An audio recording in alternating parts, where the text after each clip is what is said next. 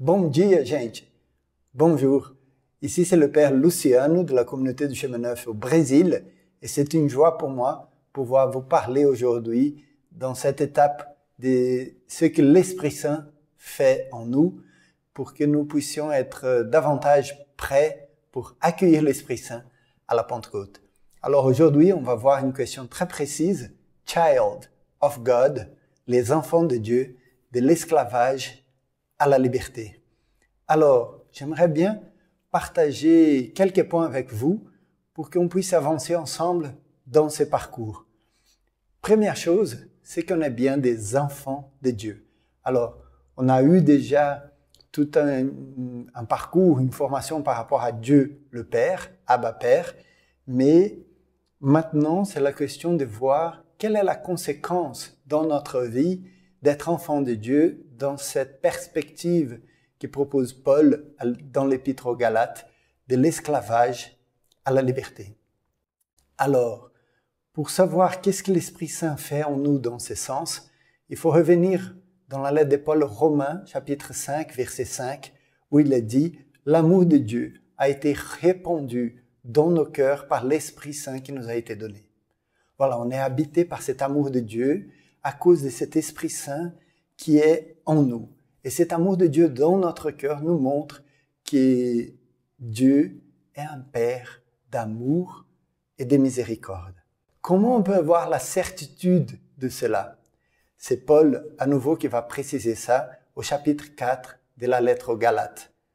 La preuve que vous êtes bien des fils, c'est que Dieu a envoyé dans nos cœurs l'esprit de son Fils qui crie « Abba, Père ».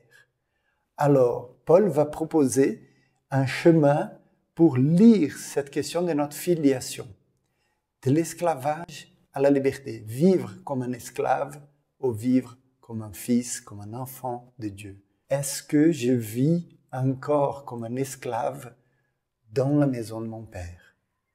Regardons alors ce qui peut nous rendre esclaves. Vous étiez, dit Paul, asservis à des dieux qui dans leur nature ne le sont pas. Galates 4, 8. L'esclavage, c'est ça. C'est quand quelque chose prend la place de Dieu dans ma vie. Quelque chose qui n'est pas Dieu prend la place de Dieu, cette place centrale, cette place de l'amour dans ma vie. Et quand cela n'est pas Dieu, eh bien, il y a de fortes chances que je me rends esclave de cette réalité-là. Que ce soit une relation, une personne, des biens, enfin, plein de choses qui peuvent nous rendre esclaves.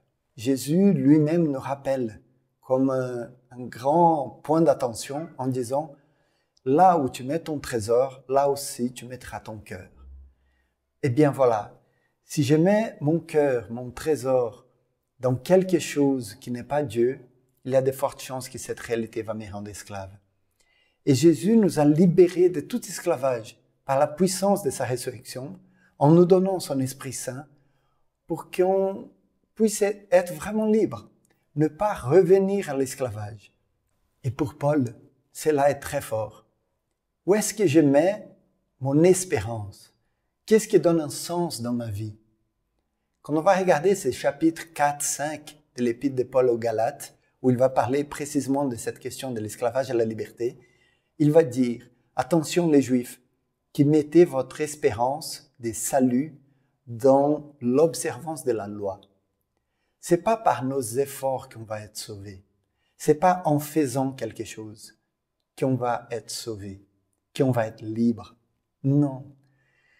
C'est en accueillant en nous cet amour de Dieu.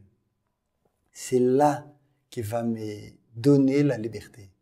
Pour Saint Ignace de Loyola, il va appeler cet attachement à des choses qui ne sont pas Dieu et qui vont me rendre esclave, un attachement désordonné, qui n'est pas ordonné à Dieu. Alors lui, il va nous aider avec les exercices spirituels à nous détacher de ces choses-là pour nous attacher au Seigneur et le Seigneur va nous rendre libres. C'est très subtil parfois. Qu'est-ce qu'il y a en moi, dans ma vie, qui peut me faire esclave? Esclave de ma volonté, esclave de cette pensée que je suis seul à me battre dans la vie et que je dois me débrouiller seul. esclave de l'appréciation, du regard des autres sur moi, et je cherche toujours une approbation, et je deviens esclave de plein de choses. Et je ne trouve pas cette liberté en moi. S'il y a en moi quelque chose qui m'empêche d'être libre, eh bien, je ne vais pouvoir jamais être heureux. Il y a de fortes chances que je sois encore un esclave dans la maison de mon Père. Alors, comment Jésus fait pour nous rendre libres? C'est pour que nous soyons vraiment libres que le Christ nous a libérés, dit Paul, Galates 5, verset 1. Qu'est-ce que cela veut dire? Qu'est-ce qui peut me rendre libre? Alors Paul va tout de suite préciser, aimer, voilà notre liberté. L'amour de Dieu, cet amour qui est répandu dans nos cœurs par l'Esprit Saint en œuvre dans notre cœur, eh bien c'est cela qui va me rendre libre. Cet amour, qui n'est pas n'importe quel amour, parce qu'aujourd'hui on dit amour, on peut penser à beaucoup de choses. Cet amour, c'est la charité qui me fait à moi donner ma vie comme Jésus l'a donné. C'est ça la charité.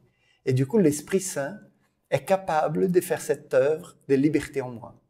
La liberté de pouvoir aimer sans aucun obstacle, de pouvoir donner ma vie, de la donner entièrement, la livrer à Dieu et à mes frères et sœurs, totalement, sans aucun attachement qui va m'empêcher de faire cela.